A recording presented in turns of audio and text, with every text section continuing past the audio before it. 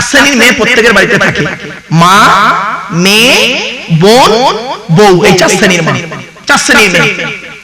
আজকের বাড়ি থেকে নিজেই বুঝতে পারবেন আপনার স্ত্রী জান্নাতি না জাহান্নামী, আপনার মা জান্নাতি না জাহান্নামী, আপনার মেয়ে জান্নাতি না জাহান্নামী, আপনার বউ জান্নাতি না জাহান্নামী। আজ বলে যাচ্ছে, বাড়ি থেকে মিলিয়ে দেখে নেবেন আপনার মা, বোন, মেয়ে, বউ, এই চারজনের মধ্যে এই পাঁচটা অভ্যাস যদি, পাঁচ ছটা অভ্যাস যদি থাকে, আপনার মা, বোন, মেয়ে, বউ যত তাহাজ্জুদের নামাজ পড়ুক, যত রোজা রাখুক আর যত হজ করুক, আপনার মা, বোন, বউ, মেয়ে জাহান্নামী, জাহান্নামী, জাহান্নামী। আমি বলিনি, নবী বলেছেন।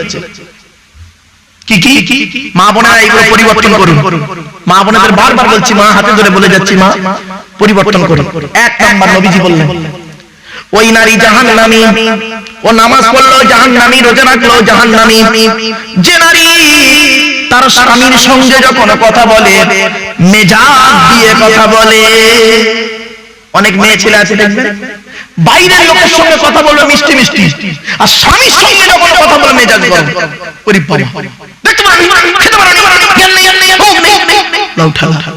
আর পাড়ার দুটো যুবক ছেলের সঙ্গে কথা বলছে, পাড়ার দুটো চ্যাংড়া ছেলে এসে বলছে, ভাবি ভালো আছো?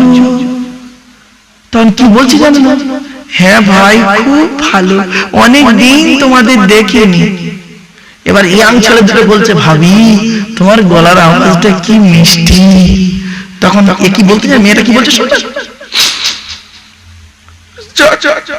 তোমার ভাই আমার 20 বছরে চিনতে পারলো না, তোমরাই আমাকে চিনতে পেরেছো।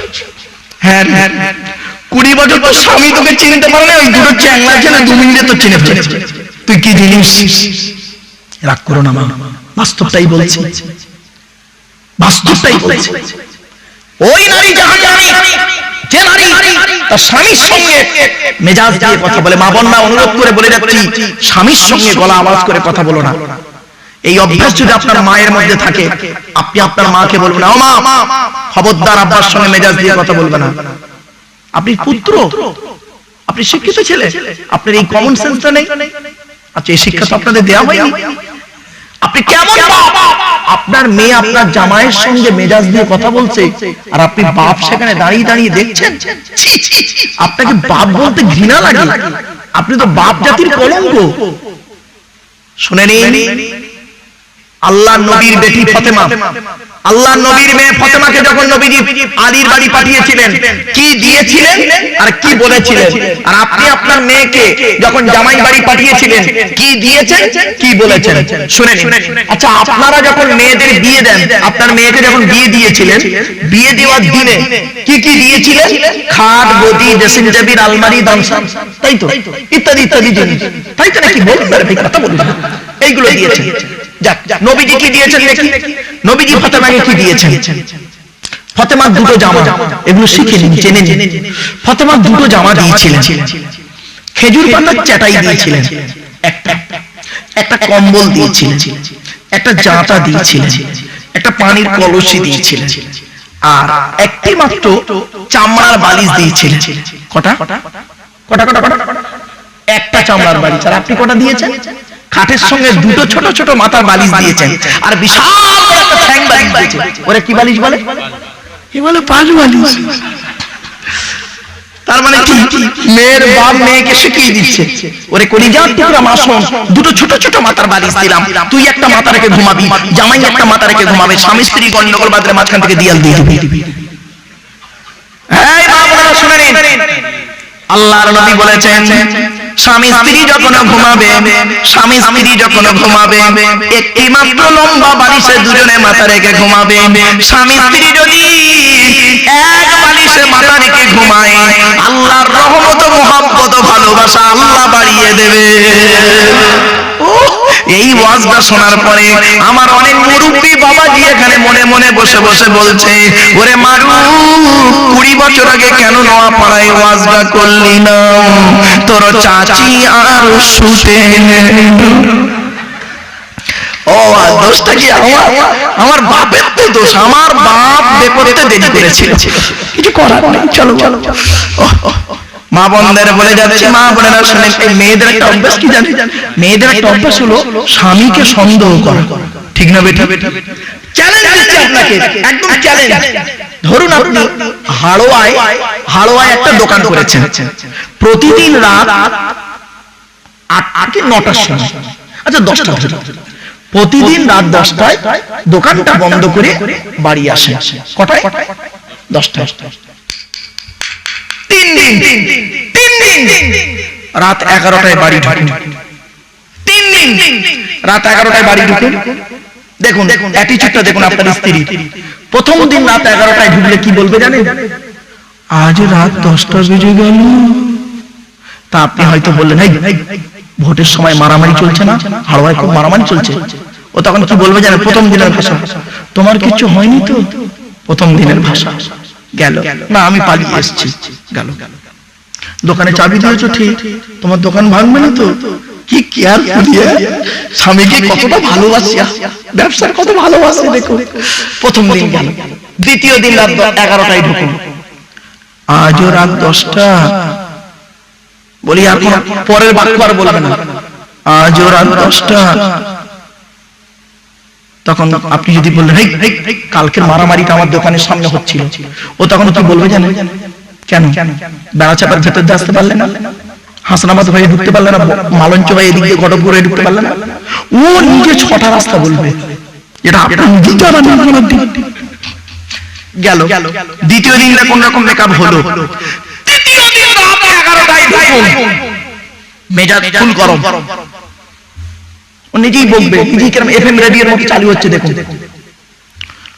কয়েকদিন দেখতেছি রাত 11টায় আসতেছে, দেখি তো মোবাইলটা, বলে মোবাইলটা কেড়ে নেবে। কেড়ে নিয়ে মোবাইলে যদি স্ক্রিনে কোনো মেয়ের ছবি পায়, হায় হায় এ মেয়েটাকে, এর বাড়ি কোথায়, এই জন্য তুমি রাত 11টায় ঘুরে এর মধ্যে কি আছে, আমার মধ্যে নেই, আমার জীবনে সারা রাত এফএম রেডিওর মতো গজ গজ গজ গজ করবে। তোর ঘুমের 12টাই বাজিয়ে দিল। এবার আপনি সকালবেলা করবেন কি? দোকান খুলতে যাবেন তো, সকালবেলা দোকান খুলতে যাবেন, আপনার স্ত্রী করবে কি জানেন? মনি সাহেবের কাছে তাবিজ করতে যাবে, তাবিজ করবে আপনার বিরুদ্ধে। বুঝতে পারছেন? হ্যাঁ মা বোনেরা শুনে নাও, নওপাড়ার মা বোনেরা, মারাত্মক তাবিজ বলে যাচ্ছে, এই তাবিজটা করে দিন। স্বামী স্ত্রী যখন ঘুমাবে, স্বামী স্ত্রী যখন ঘুমাবে একটি মাত্র লম্বা বালিশ ব্যবহার করবে। স্বামী স্ত্রী যখন ঘুমাবে একটি মাত্র লম্বা বালিশ ব্যবহার করবে।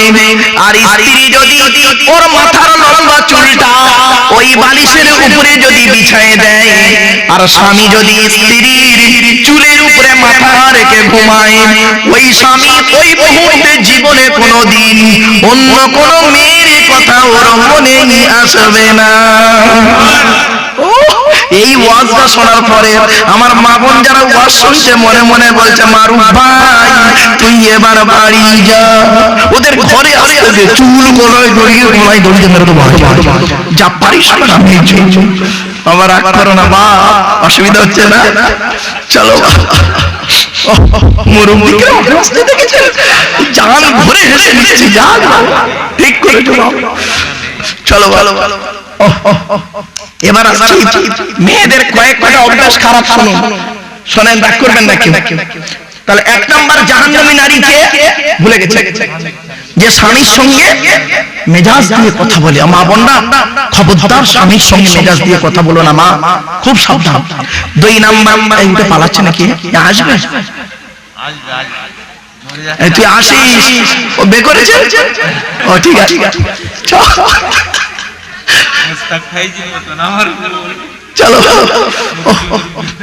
চলো চলো।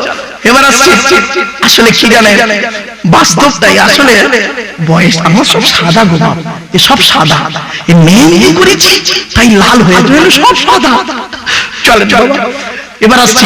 2 নাম্বার হলো ওই নারী জাহান্নামী, মনে রাখবেন ওই নারী জাহান্নামী যে নারী স্বামীর দুর্নাম বদনাম অন্যের কাছে করে বেড়ায়। অনেক মেয়ে ছেলে আছে দেখবেন, অনেক মেয়ে ছেলে আছে দেখবেন ক্লাস 9-এ পড়তে পড়তে একটা ছেলের সঙ্গে প্রেম করতো, একটা ছেলের সঙ্গে প্রেম করতো। এখন বাপ আর মা জানতে পারে না, বাম্মা করেছে কি একটা আল্লাহওয়ালা ছেলের সঙ্গে বিয়ে দিয়েছে। ছেলেটা বাইরে গেছে, ও সেই ফোনেই তার নাম্বার নিয়েছে, সারাদিন ফোনে তার সঙ্গে চ্যাট করছে। জাহান্নামী নারী। খবরদার মা বোনরা, বাস্তব কথাটাই বলে গেলাম। 2 নাম্বার হলো 3 নাম্বার ওই নারী জাহান্নামী।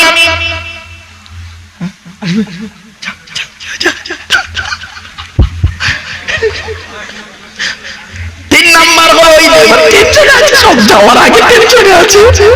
চিন্তা নেই বাবা, সব যাবে বাবা, আমিও যাবো, আমিও ঘরে যেতে হবে। এই বাবা অনেকক্ষণ 2.5 ঘন্টা চলছে বাবা। আমার বাপেরা 3 নাম্বার হলো ওই নারী জাহান্নামী, যে নারী স্বামীর পরিবারের সঙ্গে খারাপ আচরণ করে। কি বললাম বাবা? স্বামী, আচ্ছা স্বামীর পরিবার কে? স্বামীর বাপ, স্বামীর মা, স্বামীর ভাই, স্বামীর বোন। ওই নারী জাহান্নামী যে নারী স্বামীর পরিবারের সঙ্গে খারাপ আচরণ করে। আমার মা বোনেদের বলে যাচ্ছি, মা বোনেরা খবরদার স্বামীর পরিবারের সঙ্গে খারাপ আচরণ করো না মা। অনেক মেয়ে ছেলে আছে দেখবেন স্বামীকে খুব ভালোবাসে, স্বামীর বাম্মাত দেখতে পারে না। ও জাহান্নামী নারীর পরিচয়গুলো খবরদার নয় মা।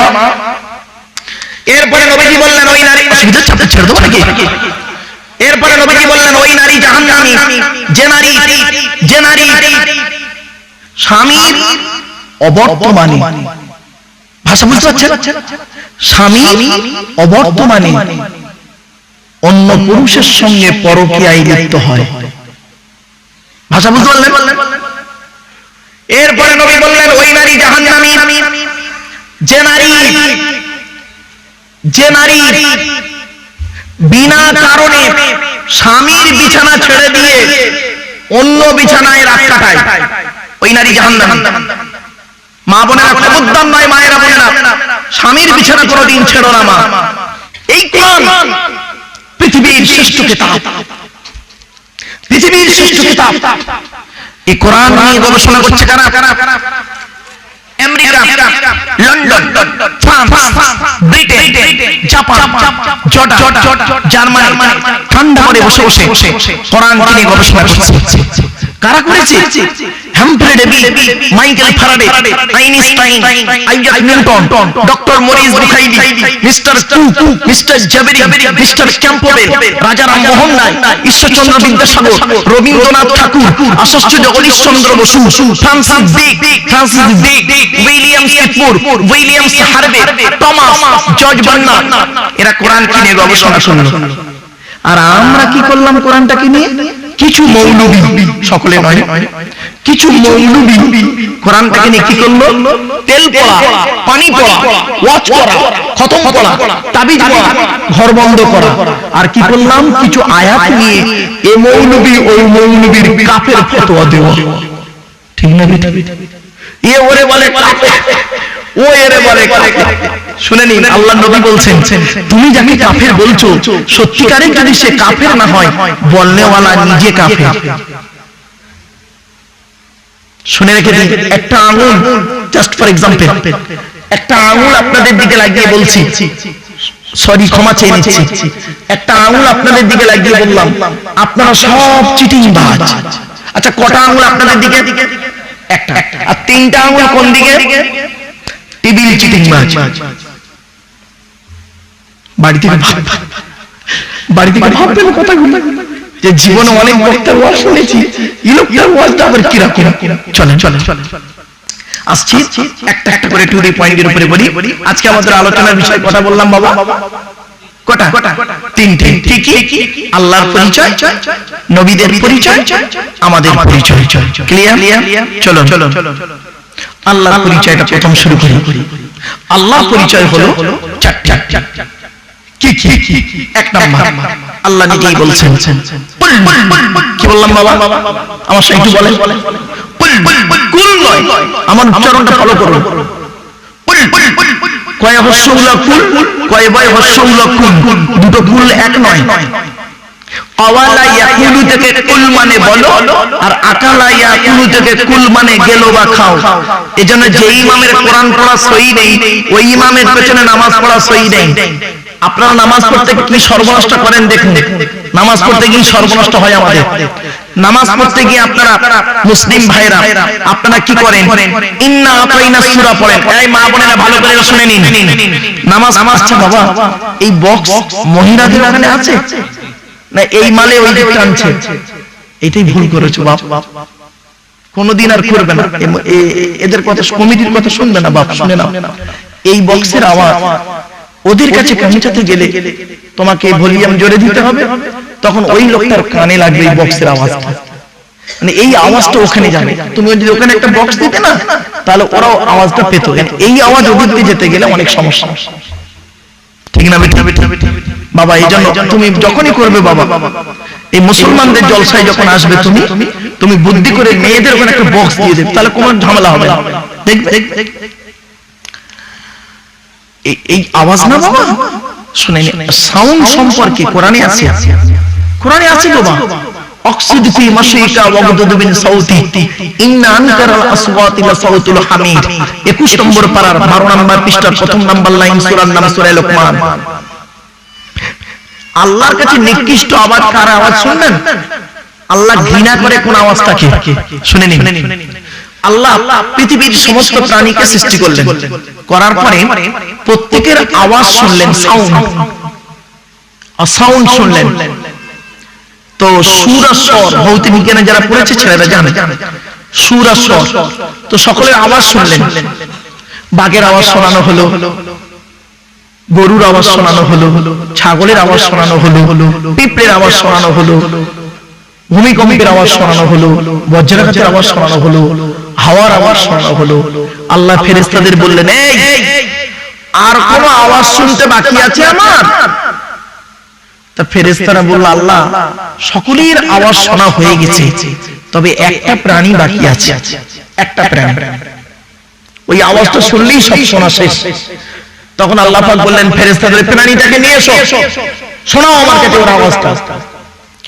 সেই প্রাণীটাকে আনা হলো, প্রাণীটা ডেকে উঠল, যেই ডেকে উঠেছে আল্লাহ বলছে, এর আওয়াজটা ভালো লাগছে না। সেই প্রাণীটার নাম শুনবেন? বলবো? মনে থাকবে?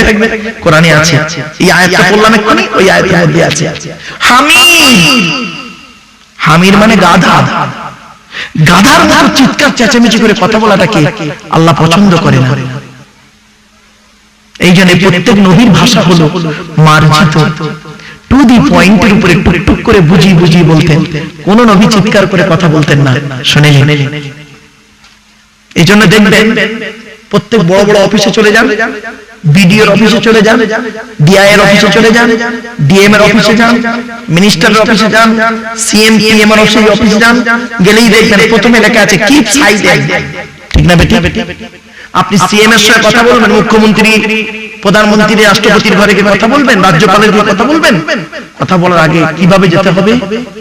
মে কামিং স্যার, মে কামিং স্যার, আমি কি আসতে পারি স্যার?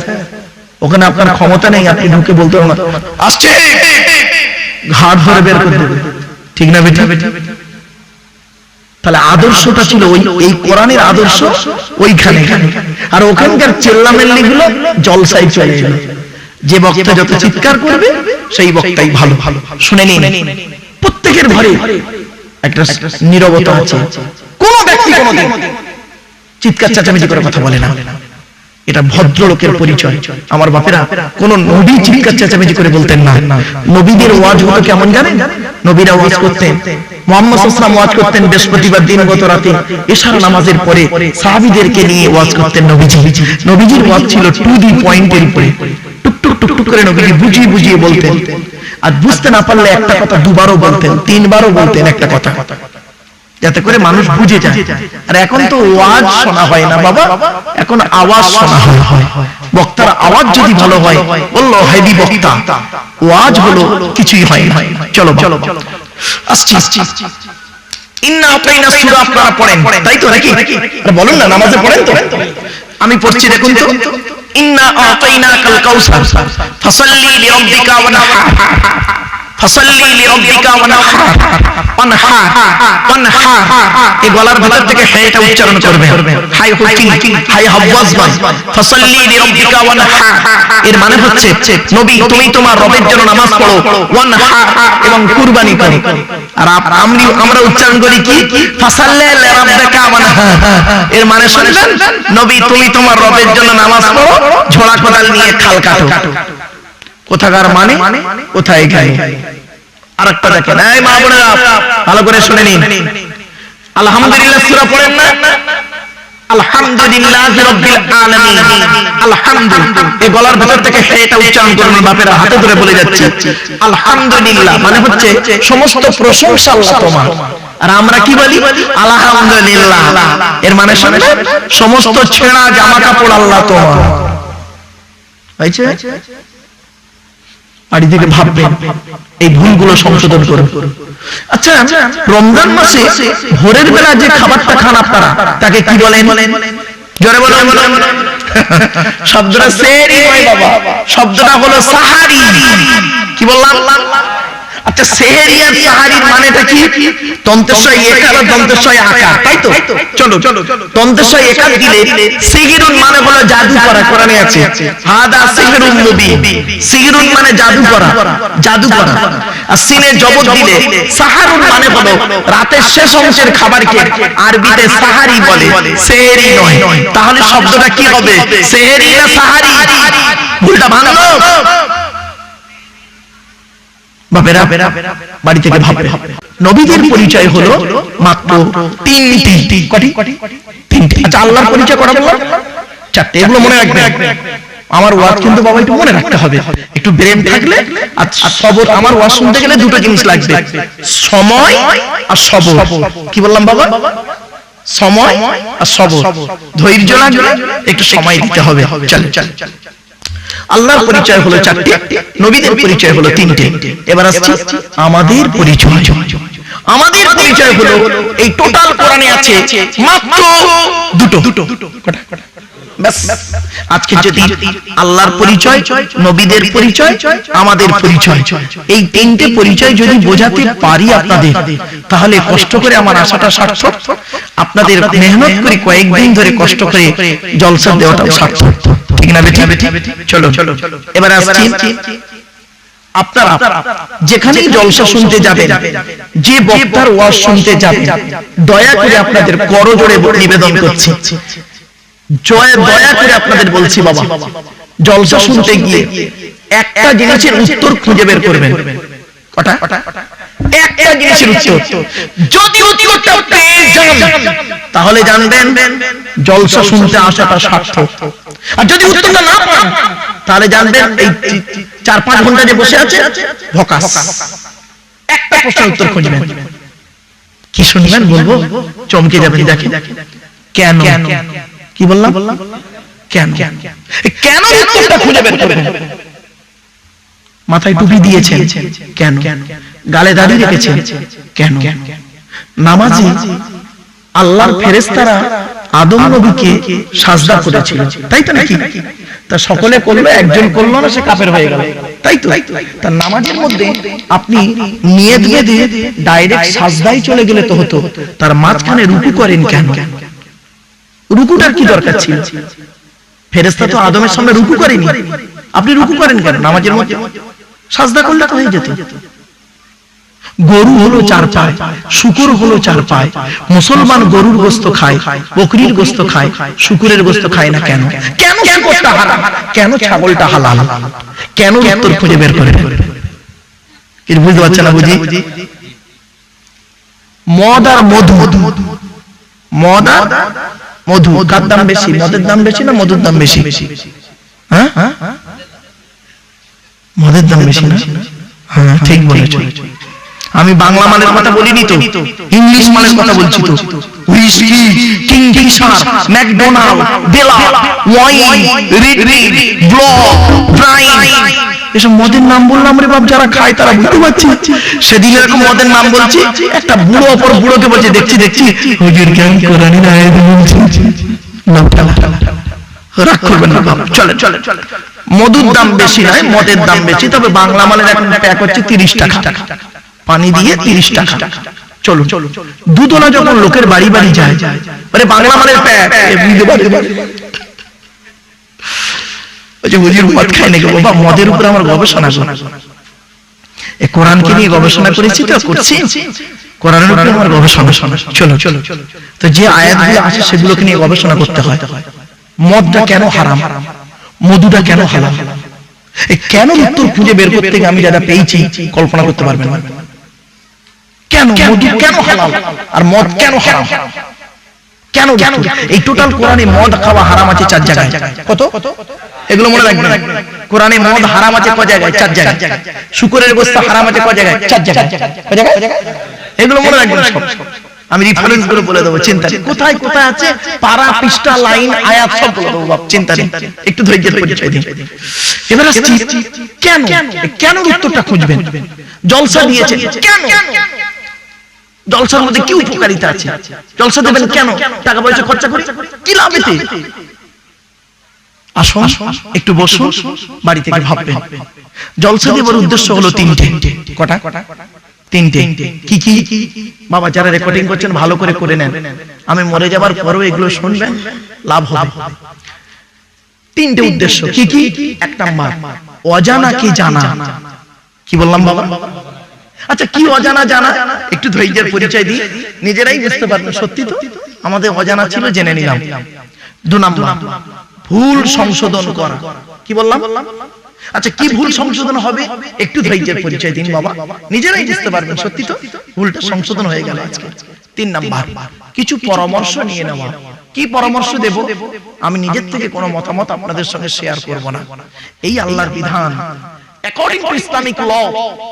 এটা হলো according to Islamic law, not only according to Indian law. এটা হলো একটা আইনের কিতাব। এটা আইনের কিতাব, অ্যাকর্ডিং টু ইসলামিক ল। এই আল্লাহর বিধান থেকে আমি কিছু মতামত আপনাদের সঙ্গে পেশ করব, আর নবীর হাদিস থেকে কিছু মতামত আপনাদেরকে দেব। আল্লাহর বিধান আর নবীর হাদিস, এই দুটো থেকে কিছু পরামর্শ আপনাদের দেব। সেই পরামর্শ শুনে